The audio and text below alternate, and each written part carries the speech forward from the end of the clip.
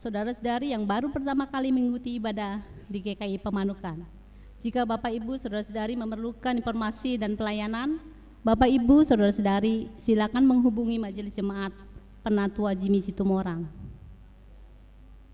Bison pagi diselenggarakan pada hari Rabu tanggal 17 Juli jam 5:30 pagi yang akan dipimpin oleh Penatua Jenny. Kami mengundang anggota jemaat dan simpatisan hadir dalam doa pagi tersebut. Kebaktian rumah tangga. Kebaktian rumah tangga diselenggarakan pada hari Kamis tanggal 18 Juli jam 7 malam dengan penyelenggaranya keluarga Bapak TB Lumbantoruan. Tempatnya yaitu di kediamannya di BTN Pamanukan yang akan dipimpin oleh Penatua Yosafat, liturgosnya yaitu Ibu Marsinta. Kami mengundang anggota jemaat dan simpatisan hadir dalam kebaktian tersebut. Perjamuan kudus. Diberitahukan kepada segenap anggota jemaat bahwa pada hari Minggu tanggal 28 Juli pukul 9 pagi Majelis Jemaat akan mengadakan pelayanan perjamuan kudus dilayani oleh Pendeta Yosafat Simatupang. Untuk menyambut dan ikut serta dalam perayaan itu, marilah kita mempersiapkan diri secara bersama-sama. Pendaftaran peserta PAK.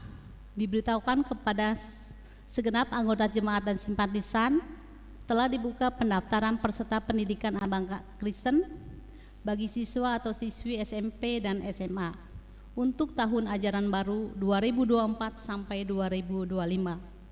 Untuk informasi dan pendaftaran dapat menghubungi Penatua Yosafat Persanda Hanoria atau Sekretariat Gereja. PA Komisi Dewasa.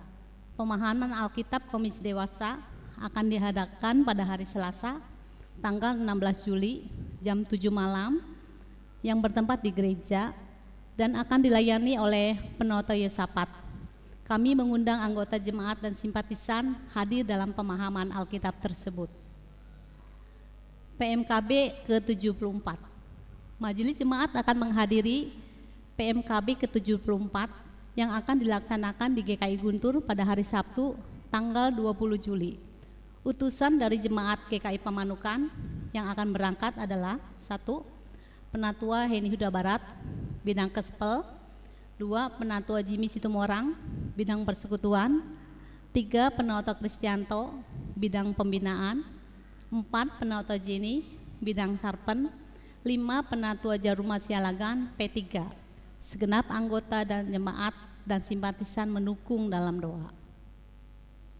Notulis PMKB ke-74. Diberitahukan kepada anggota jemaat dan simpatisan sehubungan dengan GKI Pamanukan mengutus Penatua Yosafat menjadi notulis PMK ke-74 GKI Klasis Bandung, maka pelayanan Penatua Yosafat Harnayo pada tanggal 19 sampai 20 Juli diliburkan. Persiapan guru sekolah minggu. Persiapan guru sekolah minggu diadakan setiap hari Rabu pukul 7 WIB yang bertempat di gereja. Diharapkan kehadiran guru sekolah minggu pada persiapan tersebut. Pelatihan musik. Pelatihan alat musik gitar dan keyboard akan diadakan setiap hari Jumat dan Sabtu yang bertempat di gereja. Bagi remaja dan anak sekolah minggu yang sudah mendaftar mengikuti pelatihan itu diharap untuk hadir. Persembahan daya listrik untuk AC. Dalam rangka memaksimalkan penggunaan AC di gedung gereja, maka Majelis Jemaat telah melakukan pemasangan KWH yang baru dengan daya 5.500 watt dengan biaya sebesar 11 juta rupiah. Persembahan yang sudah masuk hingga minggu ini yaitu 730.000 rupiah. Masih ada kekurangan 10.270.000 rupiah. Majelis Jemaat telah menyediakan amplop persembahan di depan pintu masuk gereja. Kami mengharapkan partisipasi Bapak Ibu Saudara-saudari sekalian untuk memenuhi kebutuhan dana tersebut. Persembahan umat yang masuk dari tanggal 6 sampai dengan tanggal 11 Juli yaitu persembahan semuanya yang masuk yaitu Rp5.065.000. Sekian warta jemaat hari ini. Kami undang Bapak Ibu untuk bangkit berdiri.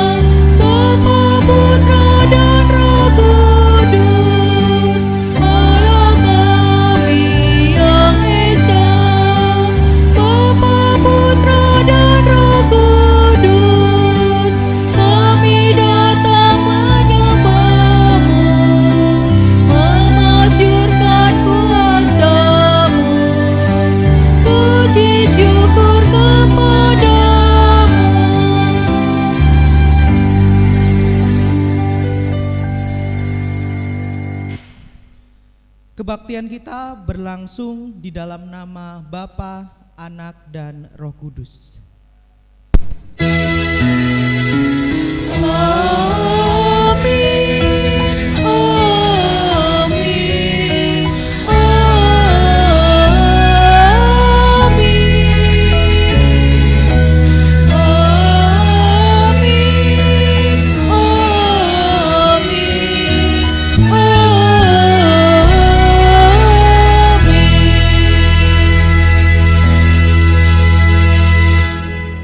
Kasih karunia dan damai sejahtera dari Allah Bapa kita dan dari Tuhan Yesus Kristus menyertai kita sekalian.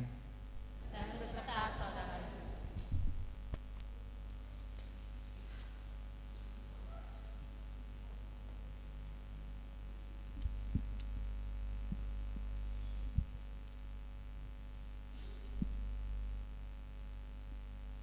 Umat yang dikasihi Tuhan, di dalam perjalanan kehidupan orang Kristen, kebenaran firman Tuhan ada kalanya seperti pil pahit. Apa artinya? Bagaimana seharusnya kita meresponnya? Mari kita merenungkannya dalam kebaktian hari ini dengan tema pil pahit kehidupan.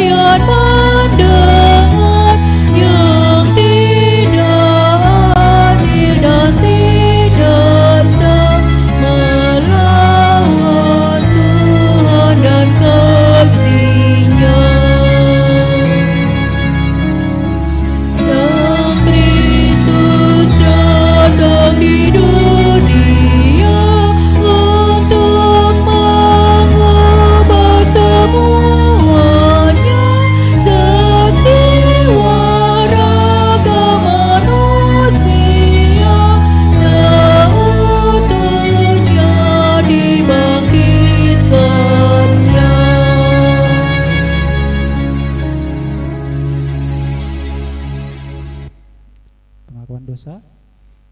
Ya Allah, besar kasih-Mu kepada kami. Di dalam kasih Engkau melindungi kami dari segala yang jahat. Ampunilah kami karena kami menjauh dari kebenaran-Mu dan menjatuhkan diri pada hal yang jahat di mata-Mu.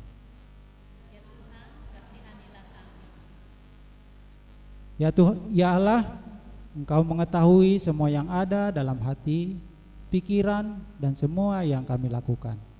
Ampunilah kami Allah di dalam hati, pikiran, dan perbuatan kami kerap terselip hal yang buruk.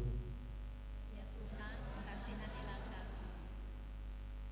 Kasihanilah aku ya Allah menurut kasih setia-Mu. Hapuskanlah pelanggaranku menurut rahmat-Mu yang besar. Bersihkanlah aku seluruhnya dari kesalahanku dan tahirkanlah aku dari dosaku. Sebab aku sadar akan pelanggaranku, aku senantiasa bergumul dengan dosaku. Ya Tuhan, kasihanilah kami. Meski tak layak diriku.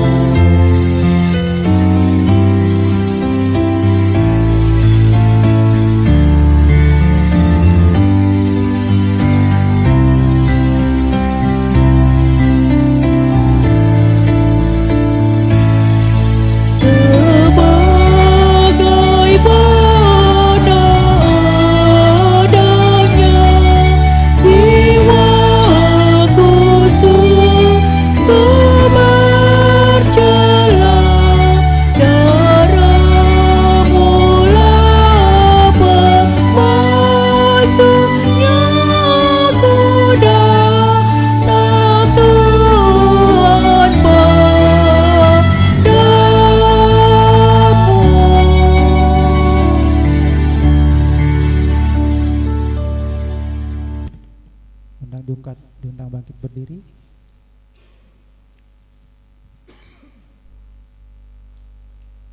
Allah yang panjang sabar dan berlimpah kasih setia, berkenan mengaruniakan anugerah pengampunan bagi setiap orang yang bertobat di hadapannya.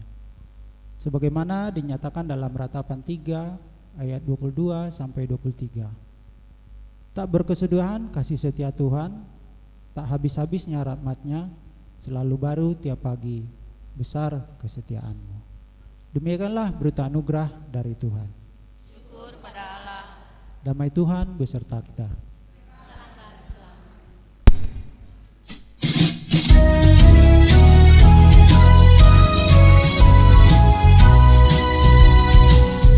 Bersukacitalah selalu, tunjukkan wajah gembira-Mu. Lihat teman di kanan kiri dan sekitar-Mu, berikan salam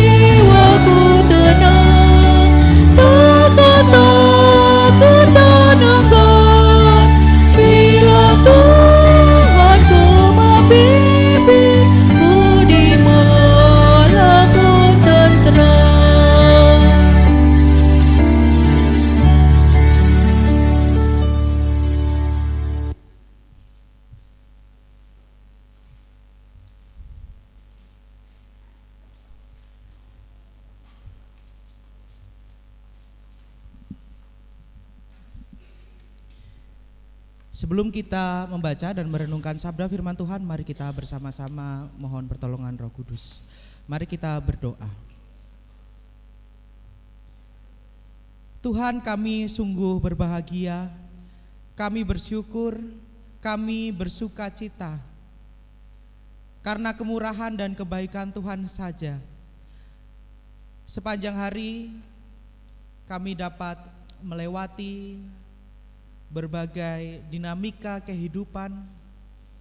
Kami tetap dapat menikmati nafas kehidupan hingga saat ini. Kami masih bisa berdiri tegak hingga saat ini. Itu pun bukan hanya kekuatan kami, tetapi hanya kekuatan Tuhan sajalah yang menopangnya. Oleh karena itu kami juga tidak khawatir, hati kami tetap tenang dalam menghadapi hari-hari yang mendatang, karena kami percaya Tuhan sendiri yang akan membimbing dan menyertai kami. Bapa Surgawi, kami juga bersyukur karena pada saat ini kami akan membaca dan merenungkan sabda firman Tuhan. Dengan segala keterbatasan ini kami percaya Roh Kudus akan menolong dan membimbing kami sehingga kami dapat mengerti dengan utuh, dapat memahaminya dengan utuh, dan juga dapat menghidupinya di dalam kehidupan kami sehari-hari. Terima kasih Tuhan, kami sambut, kami buka hati kami untuk menerima sabda kebenaran firman Tuhan. Di dalam nama Tuhan Yesus Kristus kami berdoa dan mengucap syukur.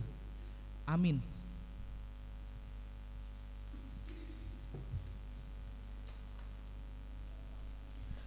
Bacaan pertama diambil dari Amos pasal 7 ayat 7 sampai 15. Inilah yang diperlihatkannya kepadaku, tampak Tuhan berdiri dekat sebuah tembok yang tegak lurus dan di tangannya ada tali sipat. Lalu berfirmanlah Tuhan kepadaku, apakah yang kau lihat Amos? Jawabku, tali sipat. Berfirmanlah Tuhan, sesungguhnya aku akan menaruh tali sipat di tengah-tengah umat Israel. Aku tidak akan memaafkannya lagi. Bukit-bukit pengorbanan daripada Ishak akan dilicintandaskan, dan tempat-tempat kudus Israel akan diruntuhkan.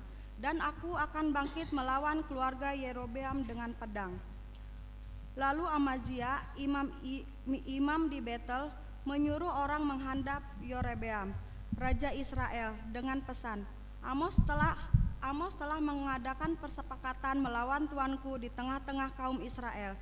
Negeri ini tidak dapat lagi menahan segala perkataannya, sebab beginilah dikatakan Amos, Yerobeam akan mati terbunuh oleh pedang, dan Israel pasti pergi dari tanahnya sebagai orang buangan. Lalu berkatalah Amazia kepada Amos, pergilah, nyahlah ke tanah Yehuda, carilah makananmu di sana dan bernubuatlah di sana. Tetapi jangan lagi bernubuat di Betel, sebab inilah tempat kudus raja, inilah bait suci kerajaan. Jawab Amos kepada Amazia, aku ini bukan nabi dan aku ini tidak termasuk golongan nabi, melainkan aku ini seorang peternak dan pemungut buah ara hutan. Tetapi Tuhan mengambil aku dari pekerjaan menggiring kambing domba, dan Tuhan berfirman kepadaku, pergilah, bernubuatlah terhadap umatku Israel. Demikianlah sabda Tuhan.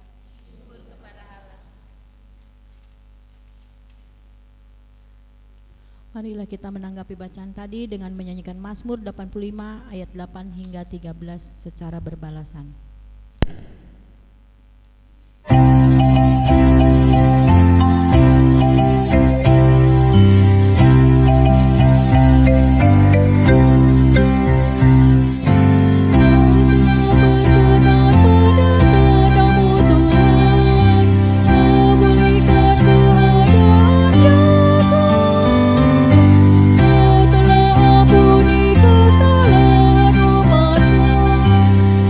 umatmu,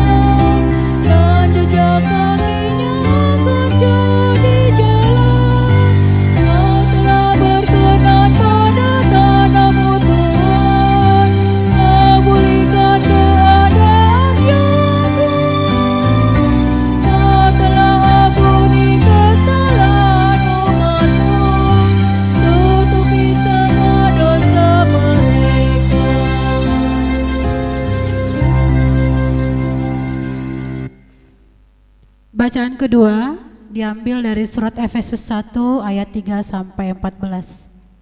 Sekali lagi bacaan kedua diambil dari surat Efesus 1 ayat 3 sampai 14. Beginilah firman Tuhan. Terpujilah Allah dan Bapa Tuhan kita Yesus Kristus, yang dalam Kristus telah mengaruniakan kepada kita segala berkat rohani di dalam sorga. Sebab di dalam Dia Allah telah memilih kita sebelum dunia dijadikan, supaya kita kudus dan tak bercacat di hadapan-Nya. Dalam kasih Ia telah menentukan kita dari semula oleh Yesus Kristus untuk menjadi anak-anak-Nya, sesuai dengan kerelaan kehendak-Nya, supaya terpujilah kasih karunia-Nya yang mulia, yang dikaruniakannya kepada kita di dalam Dia yang dikasihinya. Sebab di dalam Dia dan oleh darah-Nya kita beroleh penebusan, yaitu pengampunan dosa menurut kekayaan kasih karunia-Nya, yang dilimpahkannya kepada kita dalam segala hikmat dan pengertian. Sebab Ia telah menyatakan rahasia kehendak-Nya kepada kita, sesuai dengan rencana kerelaannya, yaitu rencana kerelaan yang dari semula telah ditetapkannya di dalam Kristus, sebagai persiapan kegenapan waktu untuk mempersatukan di dalam Kristus sebagai kepala segala sesuatu, baik yang di sorga maupun yang di bumi. Aku katakan di dalam Kristus, karena di dalam Dialah kami mendapat bagian yang dijanjikan. Kami yang dari semula ditentukan untuk menerima bagian itu sesuai dengan maksud Allah, yang di dalam segala sesuatu bekerja menurut keputusan kehendak-Nya, supaya kami yang sebelumnya telah menaruh harapan pada Kristus boleh menjadi puji-pujian bagi kemuliaan-Nya. Di dalam Dia kamu juga, karena kamu telah mendengar firman kebenaran, yaitu Injil keselamatanmu.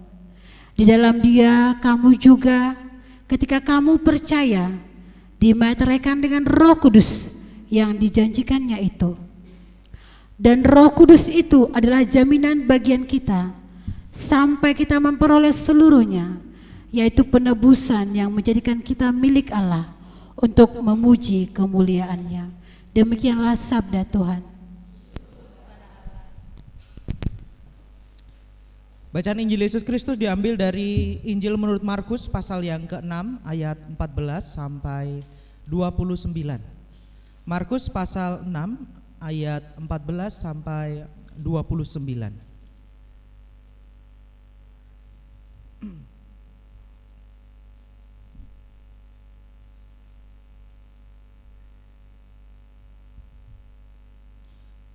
Yohanes Pembaptis dibunuh.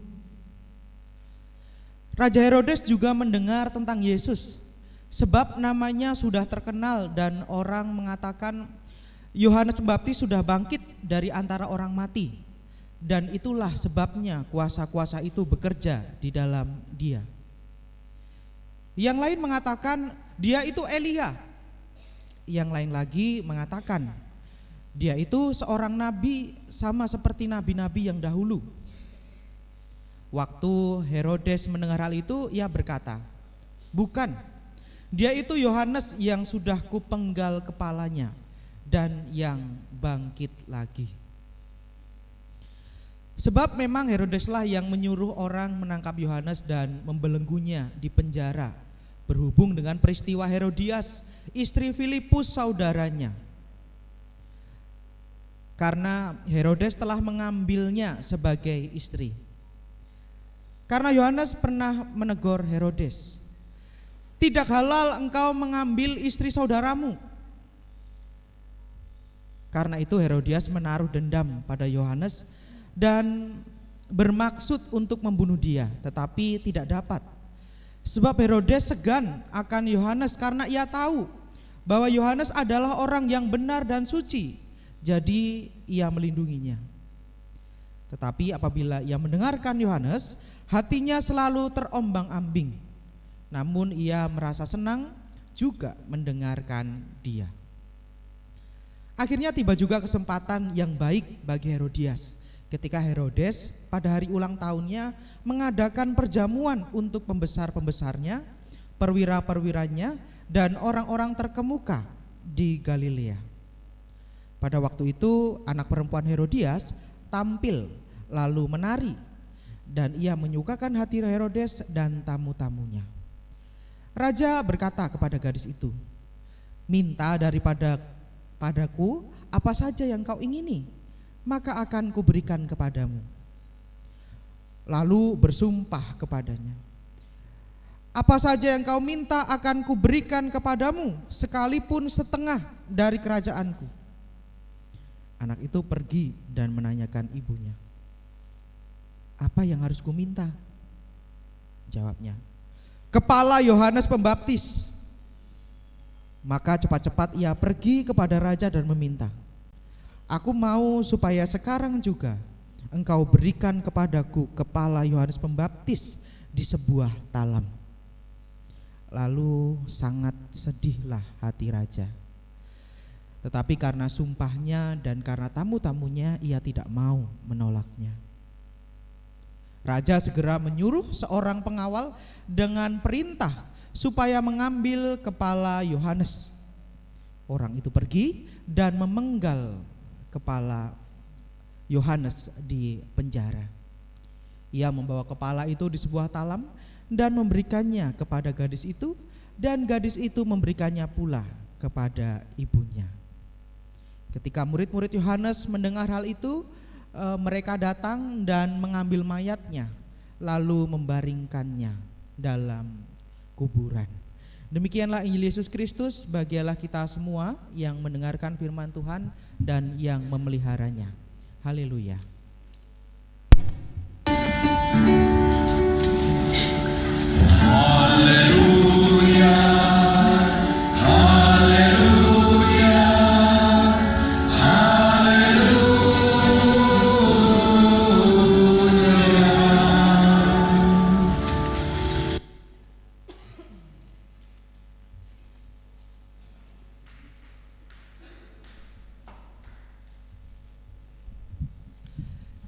Shalom Bapak Ibu, selamat pagi. Selamat pagi.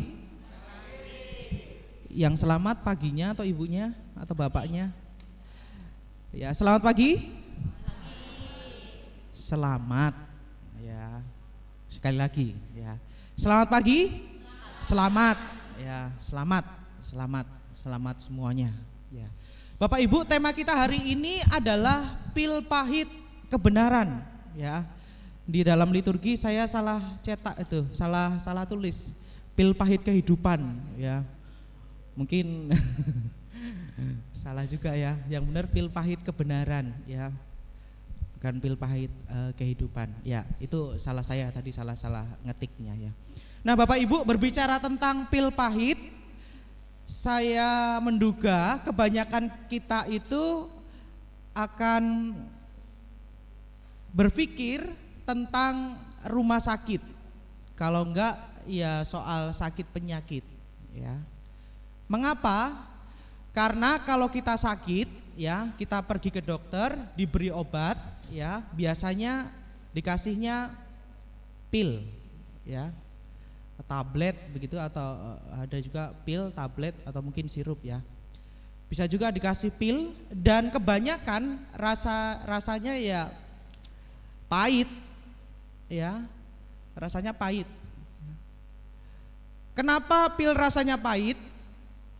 Ya, ada yang sempat tanya enggak? Kenapa pil rasanya pahit? Kenapa enggak semua pil aja rasanya manis? Ya, ini Pak Dokter yang harus menjawabnya ya, harusnya ya. Ya. Tapi ada yang mengatakan kalau misalnya pil rasanya manis, rasanya enak, nanti banyak orang pengen sakit, pengen minum obat, ya. Dan kalau kebanyakan minum obat, jadinya ya overdosis, ya, malah bahaya. Bukannya sembuh, malah tambah sakit, ya. Ya, itu bahasa ini saja ya, Mungkin ya karena senyawa dan sebagainya. Tetapi pertanyaannya adalah kalau memang pil itu pahit, ya, mengapa Bapak Ibu masih mau minum? Kalau pil rasanya pahit, enggak enak, tapi kenapa masih mau minum?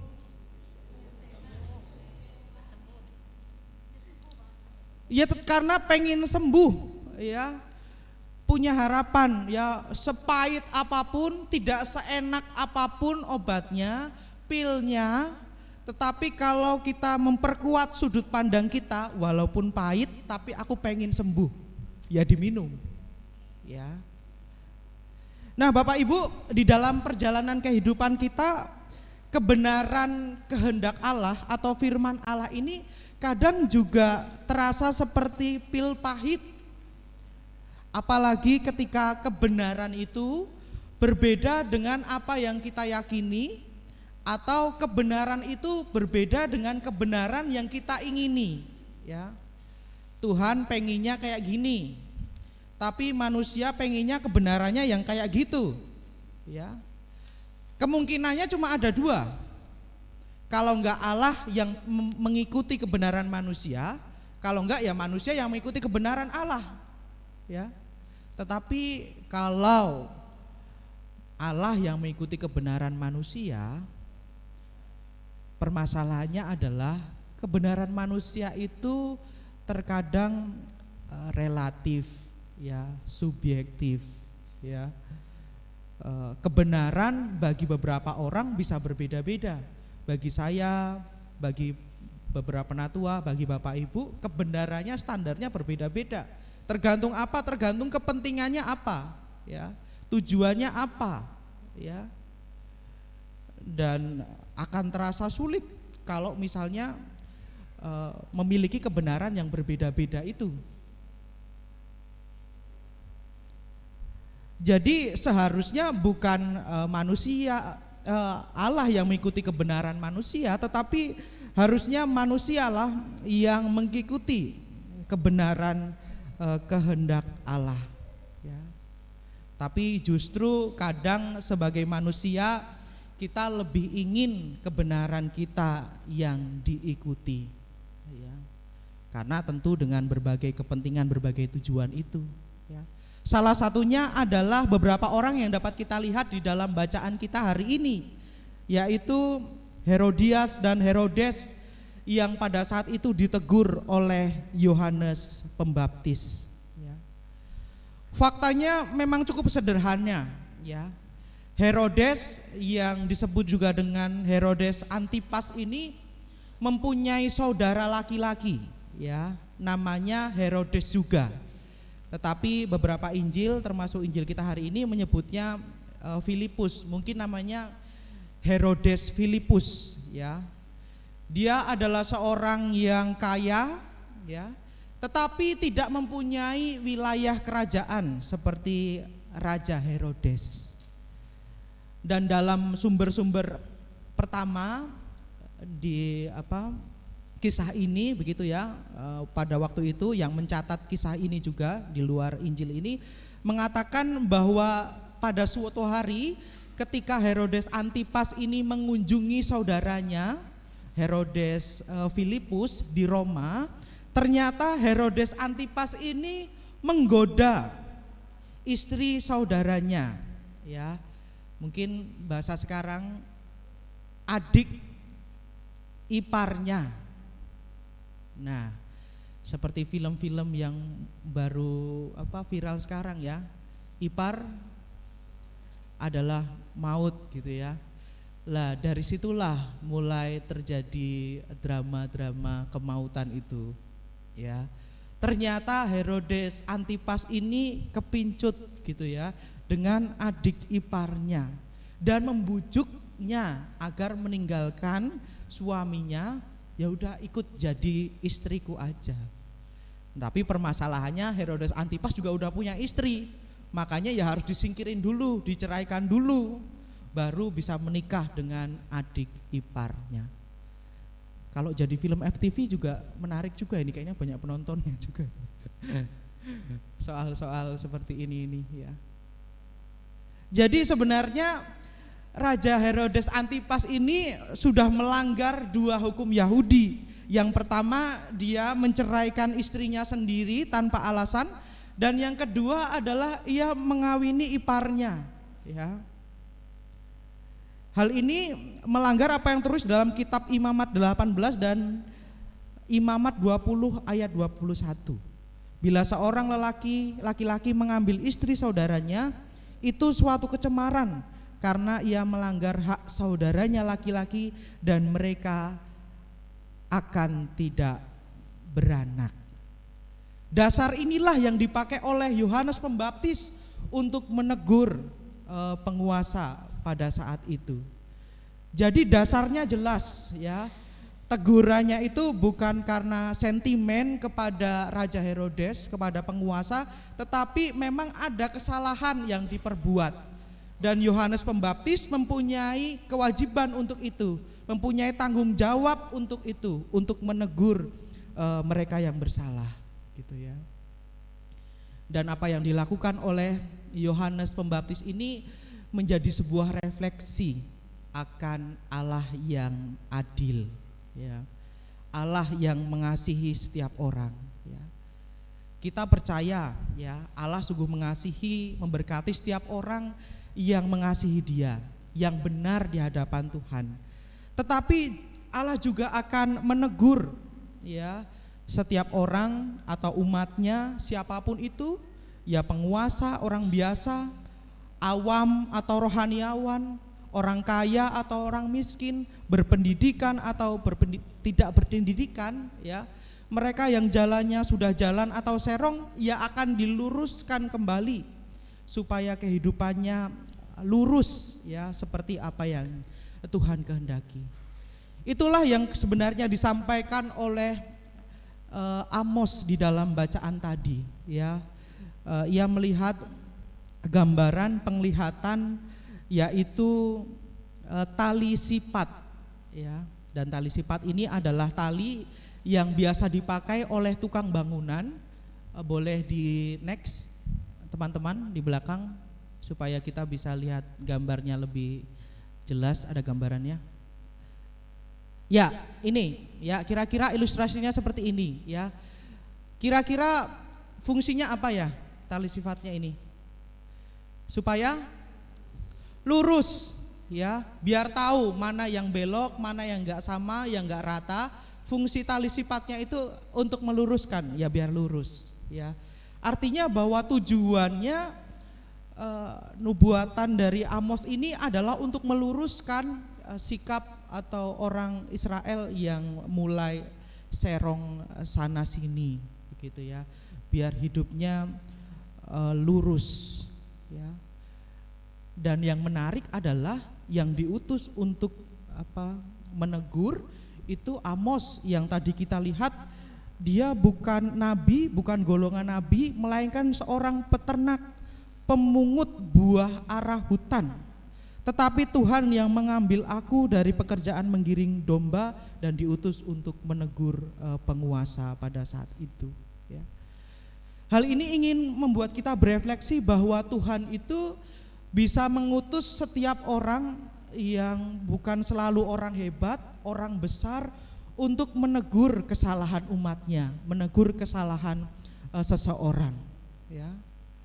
Di dalam kehidupan kita berkeluarga, ya, Allah juga bisa mengutus seseorang yang mungkin kita anggap, kamu kan masih kecil, ya, kamu kan lah nggak punya pengalaman apa-apa. Mungkin anak-anak kita juga bisa Tuhan pakai, ya. Anak kita bilang, mah kayaknya jangan gitu deh. Alah, kamu anak kecil tahu apa sih, ya. Kamu baru anak sore kemarin udah bilangin orang tua, ya, nggak sopan dan sebagainya. Tetapi justru kadangkala Tuhan bisa memakai orang-orang yang kita anggap, wah, siapa sih dia? Tetapi disitulah Tuhan bisa berbicara melalui siapapun, ya. Anak kita, apalagi orang tua, ya, itu mempunyai kewajiban tanggung jawab yang besar. Bahkan orang-orang yang tidak kita kenal pun juga bisa dipakai oleh Tuhan. Tujuannya ya apa? Ya biar hidupnya lurus lagi seperti tali sifat itu. Pada akhirnya memang teguran itu pada prinsipnya adalah Allah sendiri yang menginginkan supaya manusia boleh hidup benar. Ya. Itulah yang sebenarnya jadi tujuan Yohanes Pembaptis untuk menegur Herodes. Ya. Dan seharusnya Herodes dan Herodias ini juga ikut, ya, mengerti, mendengar apa yang menjadi seruan Yohanes Pembaptis. Tetapi ternyata respon Herodes dan Herodias itu malah bertolak belakang, ya. Kalau kita melihat ketika ditegur, Herodes Antipas sendiri warnanya abu-abu, ya, terombang-ambing.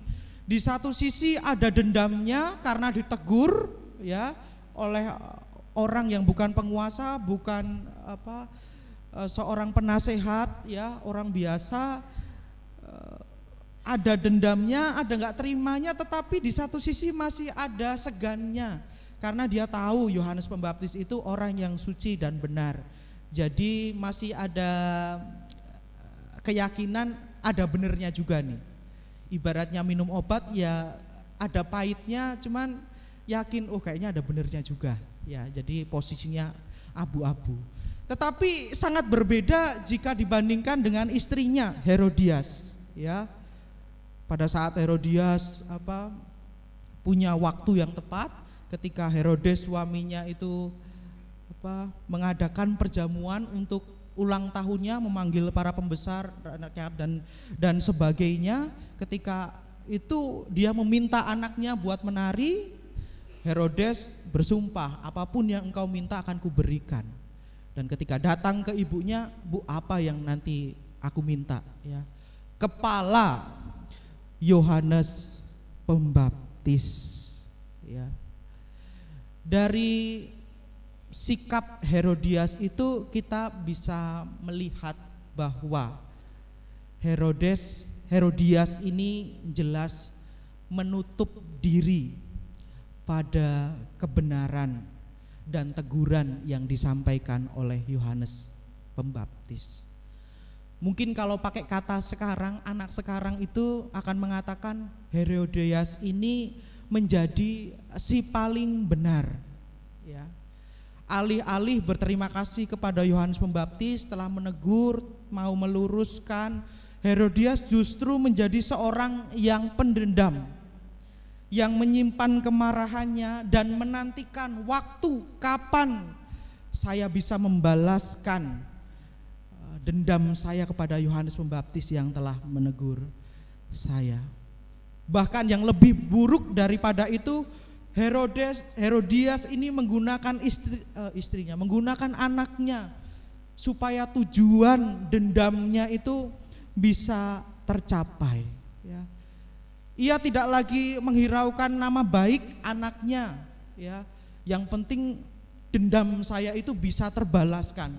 Itu yang lebih penting daripada nama baik anak saya itu, ya.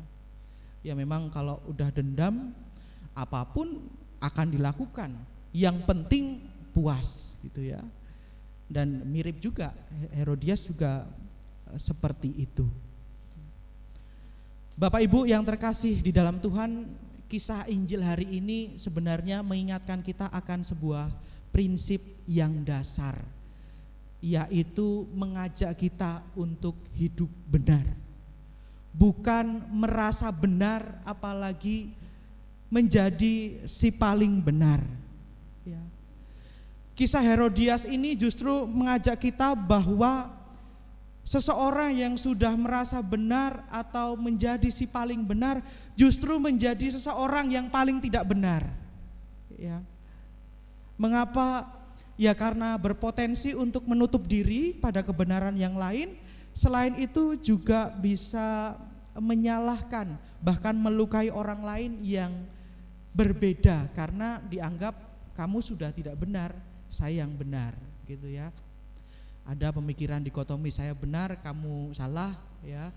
Ya kamu harus ngikutin saya yang benar dan sebagainya, ya. Itu yang pertama, ya, bahwa kisah ini mengajarkan kita untuk hidup benar, ya, bukan menjadi merasa benar atau si paling benar. Dan yang kedua adalah kisah Injil hari ini juga mengajarkan kita satu hal penting, untuk mau membuka diri terhadap kebenaran yang lain, kemungkinan kebenaran yang lain yang disampaikan kepada kita, secara khusus kebenaran kehendak Tuhan sendiri. Kalau misalnya kita menjadi sama seperti Herodias yang masih terus mempertahankan merasa benar, merasa si paling benar, ini repot, apalagi kalau sudah sampai menyalahkan orang lain dengan menganggap orang lain tidak benar, ya. Wajar jika pada saat ini beberapa berita-berita sebelumnya kita banyak mendengar, ya, seorang anak, ya, ditegur karena salah, tidak terima, terus dia ngapain? Dia nyakitin orang tuanya, bahkan bunuh saudaranya sendiri, ya karena nggak terima tuh, ditegur padahal salah, gitu ya. Bahkan ada juga siswa-siswi itu ditegur karena merokok di sekolah gitu, jelas salah ya kalau di peraturannya itu, tapi karena nggak terima, ya gurunya yang dipukulin gitu ya. Karena balik lagi karena nggak terima. Bahkan yang beberapa waktu viral ini ada sepasang pasangan gitu buang sampah di pinggir jalan. Ada orang yang melihat, menegurnya malah lebih galak daripada yang negur gitu ya. Ya, itu adalah beberapa contoh bagaimana kadangkala ketika menutup diri pada satu kebenaran itu bisa membuat seseorang menjadi, atau kehidupan bersama menjadi repot. Tapi kalau di gereja sih, kalau ditegur terus dendam kayaknya nggak ada ya. Kalau di gereja ditegur terus dendam gitu, pengen balas kayak Herodias, kayaknya nggak ada lah, ya. Itu mungkin ada di gereja lain gitu. Kalau di gereja kita aman lah, ya. Kalau kayak Herodias ini nggak ada, ya, dalam nama Tuhan Yesus, ya. Jadi kemudian pertanyaannya, supaya kita tidak terbelenggu hanya pada satu kebenaran, tidak menjadi merasa si paling benar atau merasa benar, bagaimana caranya ia mau membuka diri terhadap kemungkinan kebenaran yang lain, khususnya kepada kebenaran kehendak Tuhan. Salah satu bentuknya ia bersedia, dalam cerita ini adalah bersedia mendengarkan dan menerima teguran ketika melakukan kesalahan. Dalam beberapa hal ini merupakan sebuah yang wajar, karena manusia itu yang nggak pernah benar terus, ya. Ada kalanya disadari atau tidak itu, ya, bisa melakukan kesalahan sama orang lain, bahkan sama Tuhan. Apakah semua teguran itu harus diterima, Pak? Apakah semua teguran itu merupakan kehendak Allah? Ya, belum tentu, ya, tidak selalu. Oleh karena itu memang pada saat ini diperlukan selain kerendahan hati juga hikmat dan kebijaksanaan untuk mengerti apakah memang teguran ini merupakan teguran yang memang Allah ingin kita lakukan agar kita mengalami perubahan, atau justru untuk kepentingan-kepentingan yang lain, ya hanya hikmat dan kebijaksanaan yang kita bisa tahu, ya. Yang jelas bahwa dari Amos tadi kita juga belajar ketika kita hidup salah, hidup dalam dosa, itu pun Tuhan tidak pernah berdiam diri, ya. Ia akan menggunakan siapapun, ya, kapanpun, dimanapun untuk dapat menegur kita, supaya kita dapat terus memeriksa diri dan mengalami perubahan menjadi lebih baik lagi. Ya Bapak Ibu, back to reality aja. Ya, kenyataannya saya tidak mau mengatakan bahwa membuka diri pada kebenaran yang lain, apalagi kebenaran itu berbeda dengan kita, menerima sebuah teguran itu merupakan sesuatu yang gampang, yang mudah untuk diterima, ya. Rasanya seperti pil pahit tadi, ya. Rasanya pahit. Namun bukankah dari awal kita sama-sama setuju, ya? Rasanya memang pahit. Namun bukankah rasa inilah yang harus dikalahkan seseorang jika ingin lekas pulih? Kalau kita mau menghilangkan atau mengurangi rasa pahit itu, ya kita hanya perlu memperkuat sudut pandang kita, bahwa ketika kita mau menelan pil pahit ini, kebenaran kehendak Tuhan ini, kita percaya kehidupan kita akan semakin baik dan berkenan di hadapan Tuhan. Selamat menikmati pil pahit kebenaran firman Tuhan. Amin.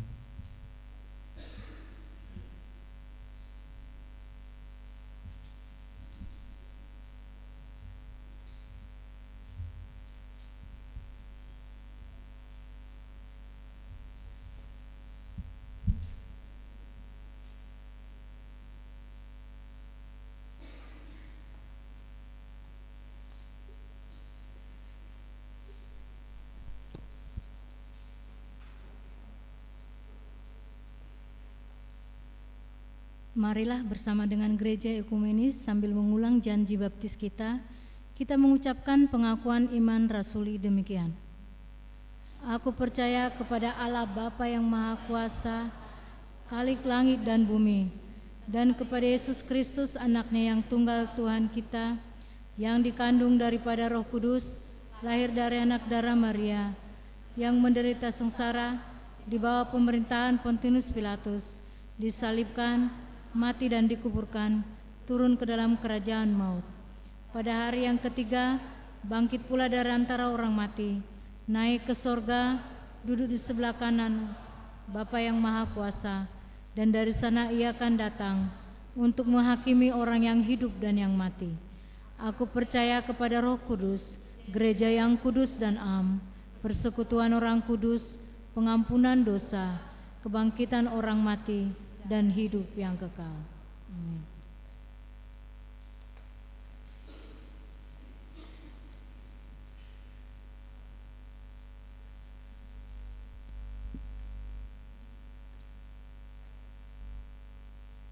Pada hari Minggu tanggal 28 Juli 2024 kita akan mengadakan perjamuan kudus pertengahan tahun.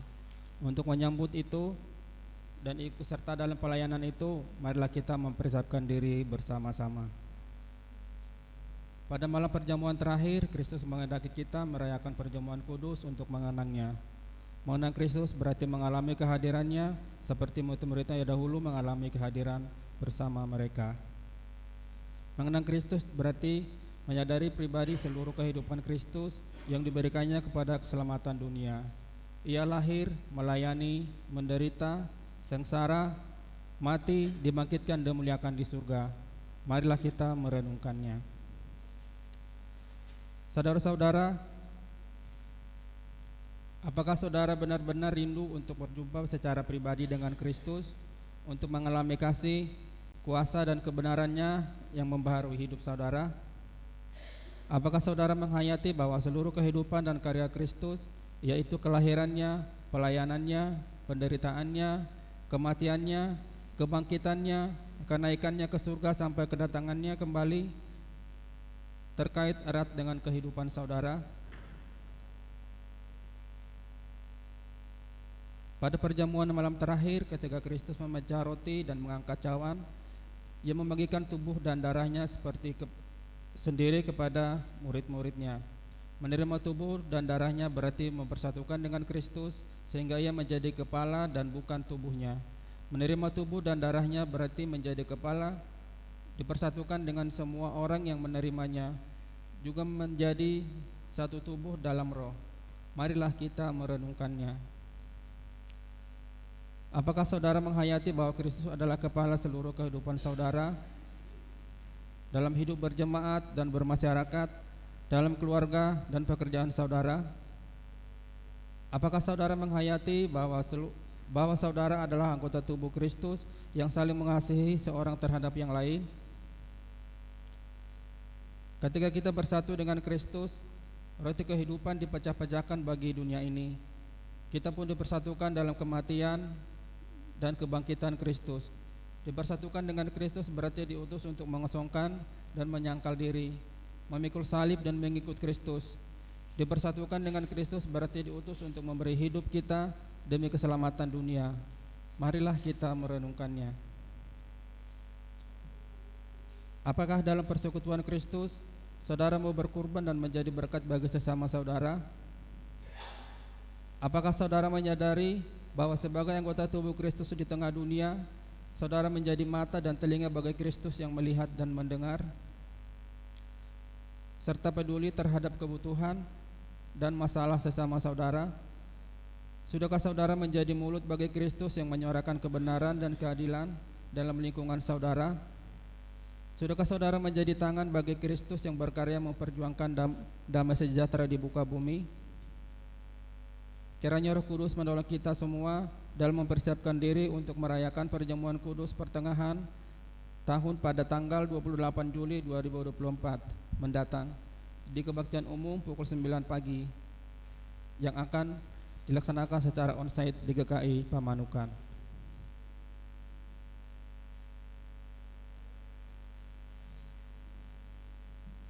Ya Bapak Ibu, mari kita bersama-sama memasuki doa syafaat.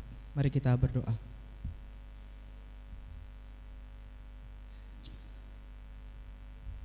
Bapak Surgawi, kami bersyukur untuk sabda firman Tuhan yang boleh mengingatkan kami akan segala keterbatasan, kerapuhan kami sebagai manusia. Disadari atau tidak, kadangkala kehidupan kami salah di hadapan Tuhan, kami menyakiti hati Tuhan dan sesama kami. Namun kami bersyukur bahwa melalui sabda firman Tuhan hari ini kami diingatkan lagi bahwa Allah tidak pernah berdiam diri ketika kami hidup dalam sebuah kesalahan atau dalam sebuah keberdosaan. Oleh karena itu mampukan kami untuk dapat menerima siapapun yang Tuhan pakai untuk menegur kami, menyampaikan kebenaran kehendak Tuhan dalam kehidupan kami, sehingga kami semakin hari semakin boleh mengalami perubahan yang lebih baik lagi. Bapak Surgawi, pada saat ini kami juga akan bersama-sama menaikkan doa seruan, doa syafaat kami. Kiranya Tuhan berkenan untuk mendengarkan dan kami pun siap untuk menerima apapun yang menjadi kehendak Tuhan bagi kehidupan kami. Bapak Surgawi, kami berdoa bagi jemaat Tuhan di GKI Pamanukan ini, khususnya bagi segenap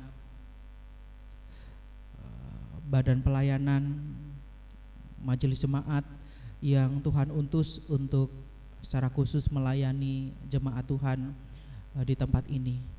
Kami percaya bahwa Tuhan yang mengutus, Tuhan sendiri yang memperlengkapi, memberkati kehidupan mereka, pekerjaan mereka, keluarga demi keluarga, sehingga mereka pun dimanapun mereka berada, apapun yang menjadi pekerjaan mereka, mereka tetap dapat terus merasakan pemeliharaan Tuhan di dalam kehidupan mereka. Kami juga berdoa untuk perjamuan kudus yang akan bersama-sama kami rayakan pada bulan ini. Kami mohon bimbingan dan pertolongan Roh Kudus dalam segala pemeriksaan diri kami pribadi lepas pribadi, sehingga nanti kami dapat merayakan perjamuan kudus dengan penuh syukur dan sukacita. Bapak Surgawi, kami juga bersyukur bersama dengan saudara-saudara kami yang berulang tahun pada bulan Juli ini. Kami mengingat saudara Yeskiel Situmorang, saudari Jessica C. Iskandar, saudara Dear Girsang, saudari Mega Dewi Walanda, saudara Julius, saudara Regen Manihuruk, saudara Jean Sinulingga, saudari Ruth S. Lumbantoruan, saudara Daniel Sianipar, Ibu Unaya, saudara Lingga P, Bapak Yesutanto, saudara Oliver Jervis, saudari Cindy Felicia, Ibu Lina, Bapak Irwan, saudari Rismauli Siburian, saudara Victor Frederick, Bapak TB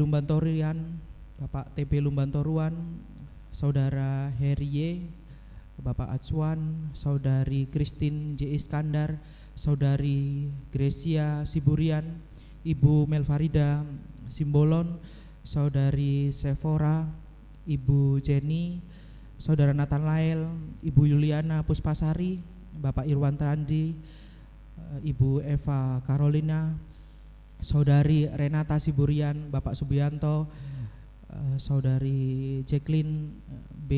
Chloe, dan seluruh anggota jemaat simpatisan yang mungkin tidak dapat kami sebutkan satu persatu. Di momen 1 tahun bertambahnya usia saudara-saudara kami ini, ajarlah kami untuk sejenak menengok ke belakang, melihat bagaimana pemeliharaan kebaikan Tuhan yang menyertai kehidupan mereka hari demi hari, tahun demi tahun. Dengan demikian kami percaya bahwa 1 tahun yang Tuhan percayakan dan hari-hari ke depan yang Tuhan percayakan, mereka ada di dalam rancangan dan pemeliharaan Tuhan. Dengan bertambahnya 1 tahun usianya ini, kiranya mereka boleh semakin berhikmat, berbijaksana, semakin dewasa di dalam Tuhan, sehingga mereka juga terus menjadi teladan yang baik bagi siapapun yang ada di sekitar mereka. Tuhan, kami juga berdoa bagi saudara kami, jemaat simpatisan yang saat ini sakit dan menjalani proses pemulihan. Kami mengingat Bapak Herman, Bapak Daniel Sihaan, Ibu Yuliana P, Ibu Sukaisi, Ibu Sundari, Ibu Mikate, Pendeta Harun Wianto, dan seluruh anggota jemaat yang mungkin tidak dapat kami sebutkan satu persatu juga. Tuhan, kami tidak tahu apa yang saat ini mereka rasakan, apa yang saat ini mereka gumulkan, tetapi apapun pergumulan mereka, seberapa sakit yang mereka rasakan, Tuhan tahu. Kami percaya Tuhan sendiri yang boleh melawat mereka satu persatu.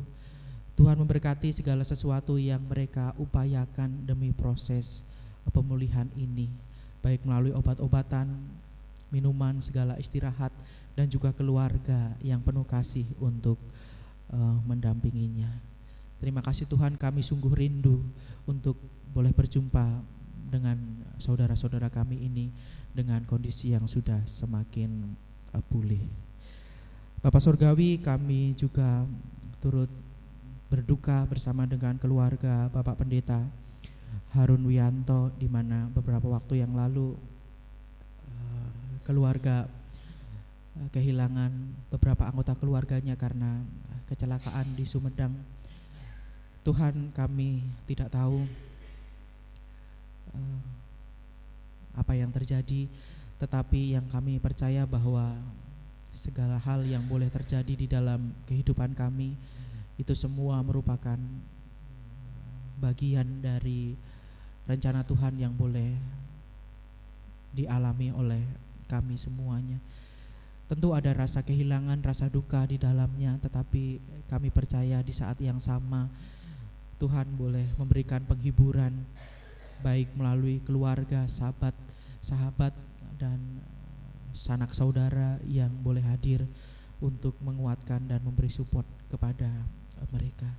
Demikian juga untuk segala proses pemakaman dan juga berbagai proses yang lainnya, kami percaya Tuhan yang menyertai sehingga semuanya boleh berjalan dengan lancar. Terima kasih Tuhan, inilah doa syafaat kami yang kami nyatakan di dalam nama Tuhan Yesus Kristus yang telah mengajar kami berdoa demikian. Bapa kami yang di surga, dikuduskanlah namamu, datanglah kerajaan-Mu, jadilah kehendak-Mu di bumi seperti di surga. Berikanlah kami pada hari ini makanan kami yang secukupnya, dan ampunilah kami akan kesalahan kami, seperti kami juga mengampuni orang yang bersalah kepada kami. Dan janganlah bawa kami ke dalam pencobaan, tapi lepaskanlah kami dari yang jahat. Karena Engkaulah yang punya kerajaan dan kuasa dan kemuliaan sampai selama-lamanya. Amin.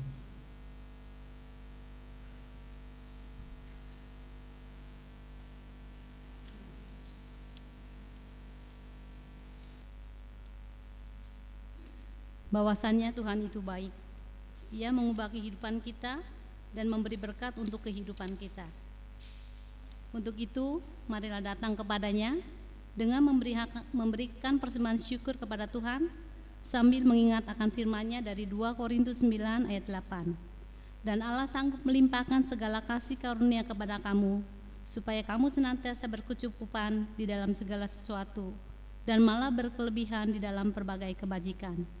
Seperti ada tertulis, Ia membagi-bagikan, Ia memberikan kepada orang miskin, kebenarannya tetap untuk selamanya. Sambil kantong persembahan diedarkan, kita akan menyanyikan pujian, hujan berkat kan tercurah.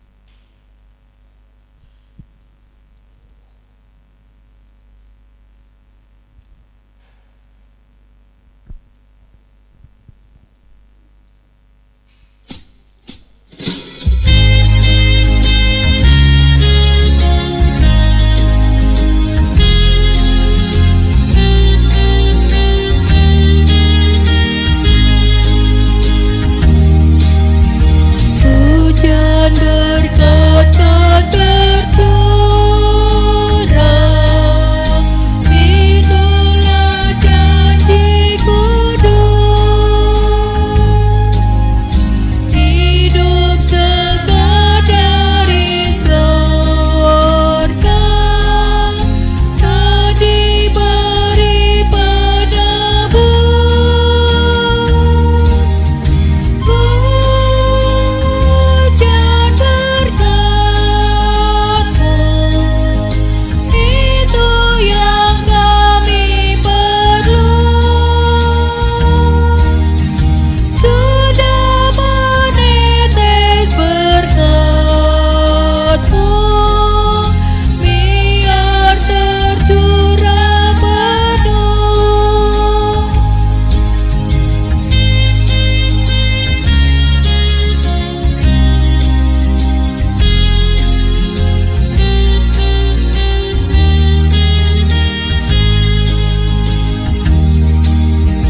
Hujan berkat kan tercurah, hidup kembali segar. Di atas bukit Tanura,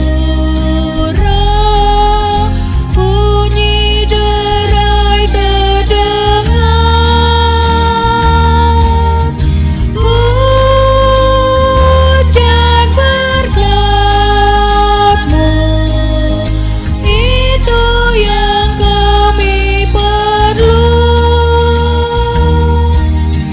Sudah menetes berkat-Mu, biar tercurah penuh. Mari kita berdoa. Terima kasih Bapa untuk hari ini yang Tuhan berikan dalam hidup kami. Kami bersyukur untuk hari-hari yang boleh kami lalui, baik dalam suka maupun duka. Pagi ini kami juga bersuka cita karena boleh merasakan hadirat Tuhan dalam ibadah ini. Kami bersyukur atas berkat-berkat yang Tuhan limpahkan dalam hidup kami, baik berkat jasmani maupun rohani. Pagi ini kami datang membawa ungkapan syukur kami kepada Tuhan melalui persembahan ini. Kami sadar bahwa apapun yang kami miliki, semuanya berasal dari Tuhan. Kiranya Tuhan berkenan menerima dan menguduskannya. Dan ajarlah kami untuk senantiasa bersyukur untuk segala baikan Tuhan dalam setiap langkah hidup kami. Dan jadikanlah hidup kami sebagai saluran berkat dimanapun kami berada. Dalam nama Tuhan Yesus, kami menyerahkan persembahan ini. Amin.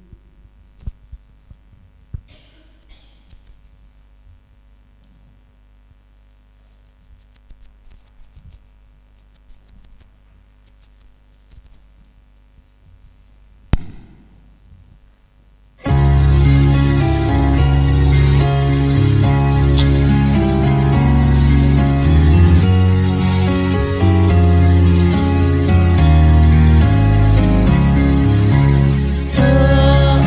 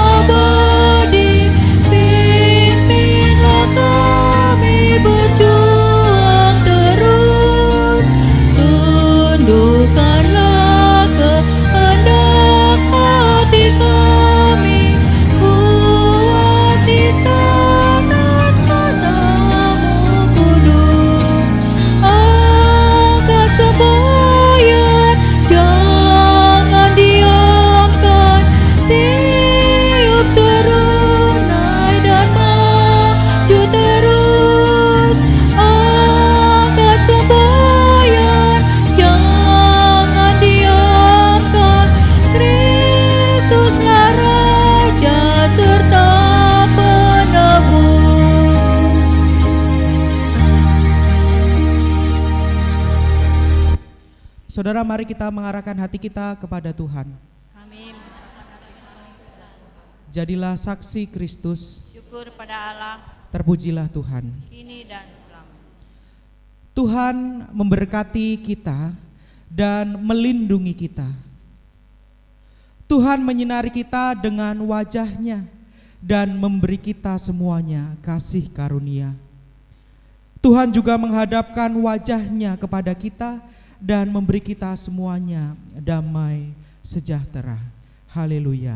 Amin.